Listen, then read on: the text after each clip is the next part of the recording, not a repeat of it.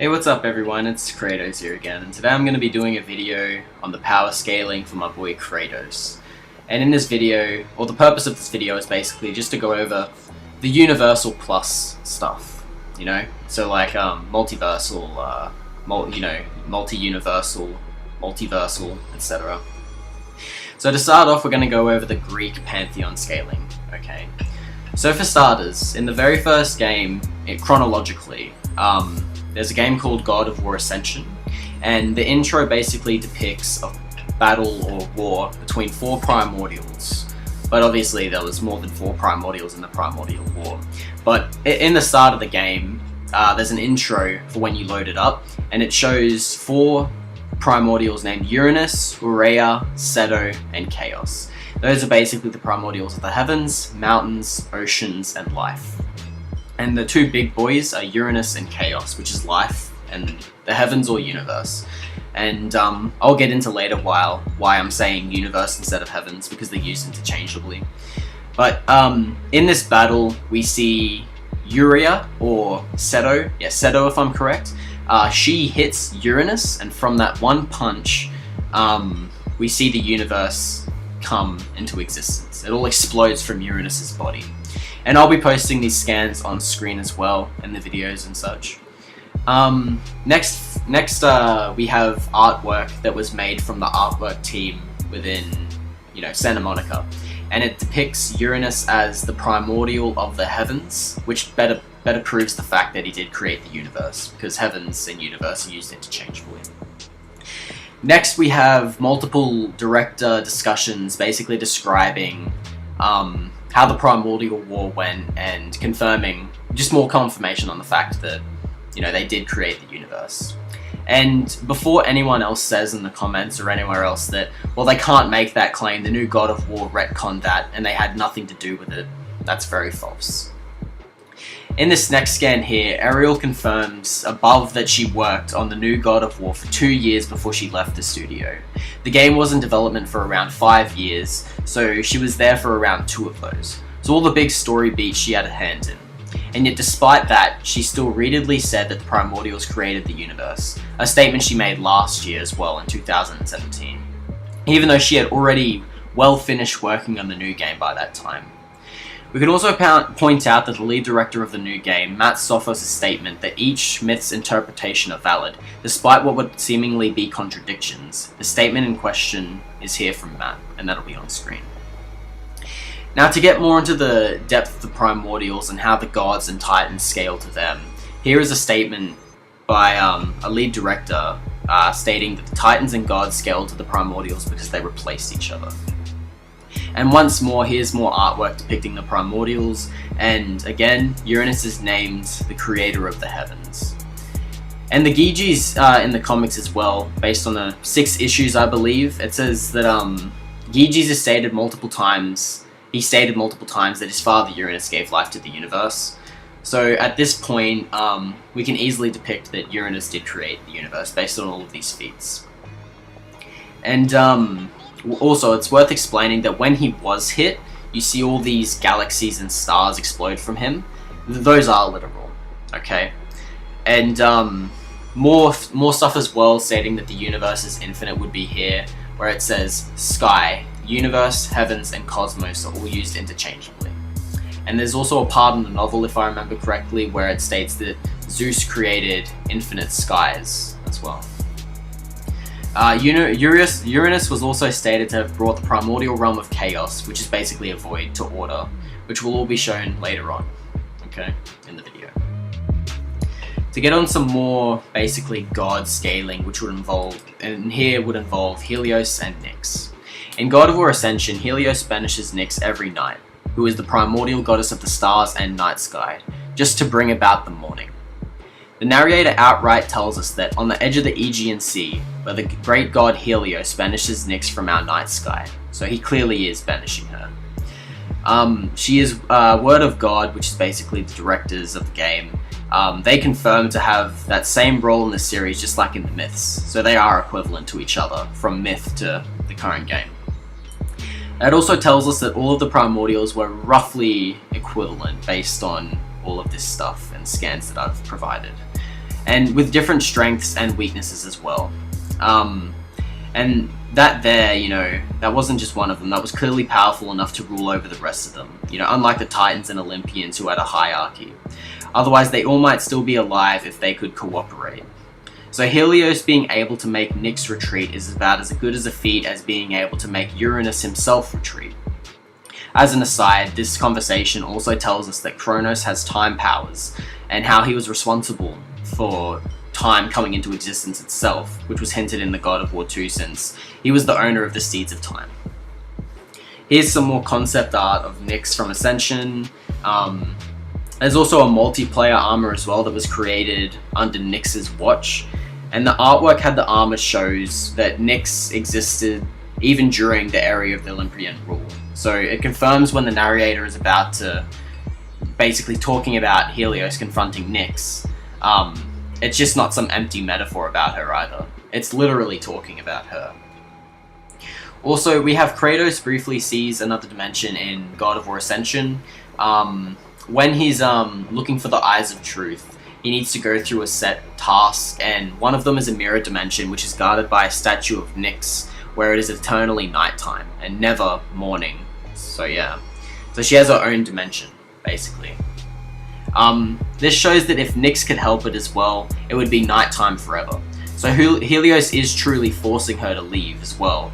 You know, whether he does it by outright fighting her or not, and that's an immersive oppression in my opinion as well. If he can make her retreat without having to engage in a fight, it's just ridiculous to say that he doesn't physically fight her and force her to leave. And you know, it doesn't even matter as she is not leaving willingly as well.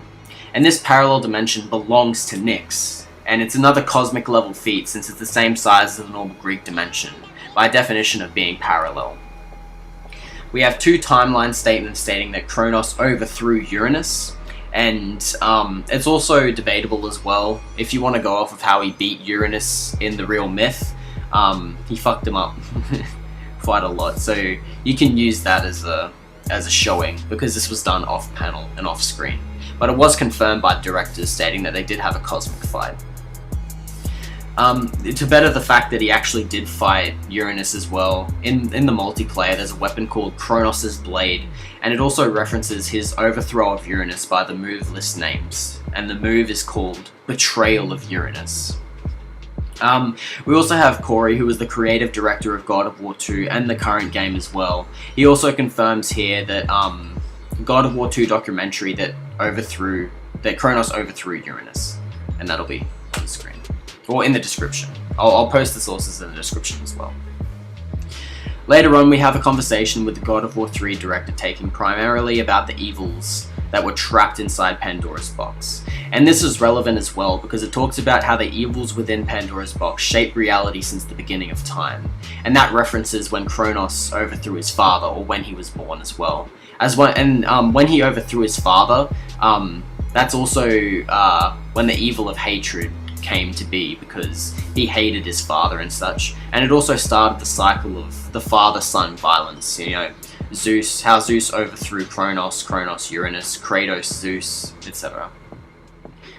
And there's also one more confirmation as well that Kronos did indeed kill his father Uranus, so that also betters the fact that Kronos would be at least universal. And since the Primordials waged war against each other due to the evils like hatred/rage, it's more clear of the case of scaling that the gods get, since evils have been rampaging since before the beginning of time, shaping reality, and even then, Zeus was able to capture and trap those same evils within Pandora's box. We also have two final word of gods on this subject as well, which describes how the fight between Kronos and Uranus went, since we never got to see it on screen like I said earlier. And both times the directors confirm that it was indeed a cosmic level fight and that Kronos won. Next we'll be getting onto weapons such as Hyperion's spear. And this was created by Kronos' brother, who is indeed Hyperion. He basically forged a spear in the primordial sun, and said spear was said to be able to hold up the entire cosmos as well, or hold the weight of it even. And it's important to know as well that the said spear is not even close to the Blade of Olympus in power. That spear also has a special ability that refers to their father Uranus. The move is called Scars of Uranus, And as you see, so it gives extra gravitas to the weight of the cosmos description, since it has a special move that refers to the literal father of the cosmos. And if you were wondering if this weapon is canon, there's a statement from the Ascension art book which tells us that the multiplayer is indeed canon, and the stuff within it is indeed canon, so like the weapons, armor, items, abilities, etc. And just to cement that as well through another statement from the Word of God or the directors, they do confirm that the description of the weapon is indeed true, and that'll be on screen. And then here's another one confirming that Hyperion himself did personally forge the spear. So now we know that the Spear of Hyperion is nowhere near the Blade of Olympus's power, as I said before, because Hyperion was the one of the Titans that Zeus one-shotted to Tartarus using the Blade of Olympus. And that's just one of the funny no-you moments as well. And to prove that, we see him chained up in Tartarus in the Chains of Olympus game. So that spear obviously wasn't powerful enough to turn the tide of the war at all. And Ares in the first God of War game, he created a pocket dimension that appeared to have countless stars and even a swirling galaxy in the background. Whether the visuals are literal or illusionary is up for a debate, but that isn't the main point right here, right now. The main point is that Ares apparently knows what a galaxy looks like, furthermore confirming that the Greek world/realms do have a literal deep space with galaxies. And this only strengthens the writer's statement before that the Primordials fight filled the cosmos with all the galaxies. The God of War 1 website said that Zeus and the Olympians wrested control over the universe away from the Titans as well. And that's better factored up by the statement that I showed earlier about how they are relative to each other because they replaced each other. There's also a while ago on the God of War 2 website, which had an earlier version of the creation story as well. It talked about how Chaos and Nyx being the start of the universe, though overall this creation story was also retconned by the Gigi statements in the comics in the Ascension intro, but it just shows that Nyx and Chaos were always thought of as universal beings. And this same statement says Uranus and Gaia ruled the universe at one point as well. It was also stated that if the world pillar was destroyed, the living world would collide onto the underworld and it would have destroyed all creation. And again, this timeline statement was on their Facebook page back when it was promoting God of War Ascension a few months prior to its release in March 2013.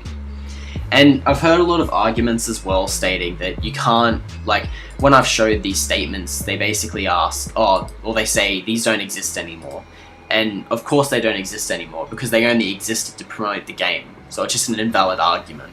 And I'll get more into the arguments that can't be considered valid as well.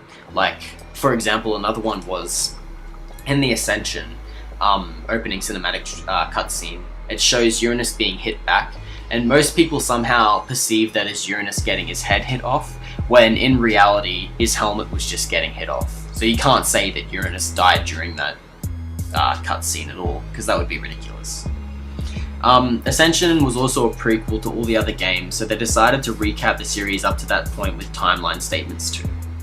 Ascension was the same game that showed us the cosmic scale of God of War, meaning that all creation would naturally have to include the cosmos as well as what was shown in the Ascension to differentially be a part of creation.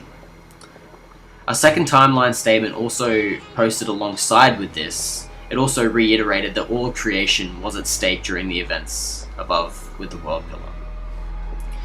Persephone also concocted the plan to destroy the World Pillar. She also says herself that all that came before will end, when referring to the World Pillar's destruction. She also says that everything would revert to chaos, which was the primordial void that Nyx and Chaos ruled over. And also, just to confirm or go into more detail about what Persephone means by everything being reverted to chaos as well, is that things would be reduced back to the void, as I just said, because Athena also states that as well. Chaos was a primordial realm that Uranus brought to order. So there was a primordial void called Chaos and a primordial goddess named Chaos. They may very well be the same thing as well, but likely the latter was a part/fragment of the former. So this is even more indication that where the World Pillar was destroyed, or if it were destroyed, all of the Greek universe would come crashing down and be reduced to the same void it was created from in the first place. And it's also worth noting as well that the last scan implies that Kratos' Blades of Chaos are literally linked to the primordial void of chaos. So it's not just a fancy name or anything, the blades are titled that way on purpose. And for further confirmation as well that the world pillar was holding up, not just the living world, but the cosmos as well, this scan here from the God of War 2 instruction manual says Atlas is holding up the heavens. And I've already told everyone here that heavens, universe, skies, and etc., they're all used interchangeably. And Atlas was forced to bear the burden of the world pillar after it was destabilized, for those who are not aware. And the word heavens is of course a word used with universe and cosmos. If you want more evidence to prove that, I'll post the scans on screen. Okay. Next, where the cosmos basically comes from. Okay. Like the underworld and such. We'll get into those. So the underworld is described as infinite twice, both in text here and verbally in this scan right here. And even more impressively, it's called immeasurable here as well. The underworld / Tartarus is also stated to stretch out as far as the eye can see. Seeing as it's a flat land without a horizon curvature, you can see that the indefinite distance with enough light, speaking of which, stars can also be seen in the background of the underworld here as well.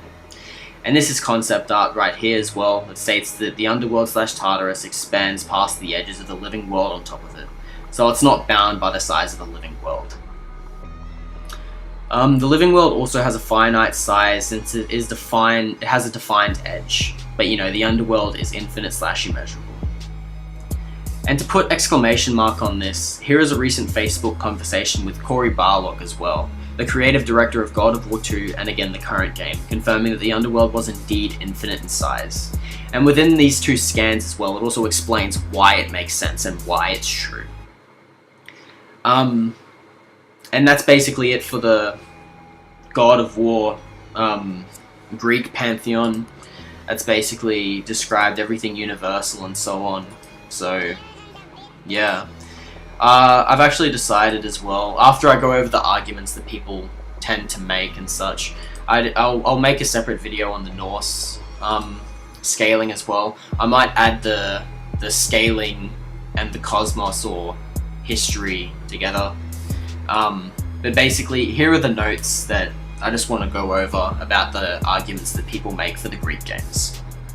Okay, so for argument 1, there's an argument about the Ascension sources saying that the site doesn't exist. I went over this earlier, but I'll go more in depth with it. And please know, many of these website screenshots are no longer retrievable from godofwar.com, since the website changes around to promote the latest game that's out, or soon to be out. Argument 2, I said that again before, but I'll just go more in depth. Uranus did not die in the opening intro for Ascension. His head was not hit off. He was knocked back from a punch from the other primordial. I should also point out that you would have to be a complete idiot to think that that would happen in the first place, since Uranus is Kronos' dad, and if he died in the primordial war, that would mean that he would have to have died before his son was ever conceived. And seeing as Kronos' mother Gaia was not even born at that primordial time yet. For argument 2, regarding the God of War 2 instruction manual screenshot saying that Atlas is holding up the heavens, one might point out that the scan has to be a mistake, and that it also says Zeus punished Atlas by forcing him to do the task.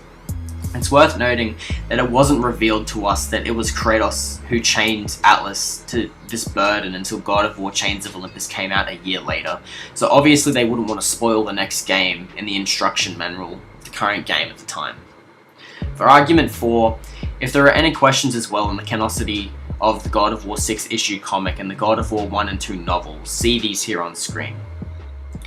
So both a long-time writer of the series since the beginning and a creative director of God of War 3, which came out the same year the first novel and comics came out in 2010, agree on this. So whatever doesn't directly contradict the game's story or presentation of info is valid. Some examples of contradictions were that the first God of War novel doesn't even show Kratos getting the souls of Hades' magic, or how that novel said Aphrodite was born from Uranus' groin being thrown into the ocean, whereas the God of War 1 and 2 instruction manuals both explicitly refer to Aphrodite as a daughter of Zeus. Other than blatant story contradictions like those, the novels and comics are fine to use as well. But thank you guys for watching. I hope you enjoyed this video. Peace out.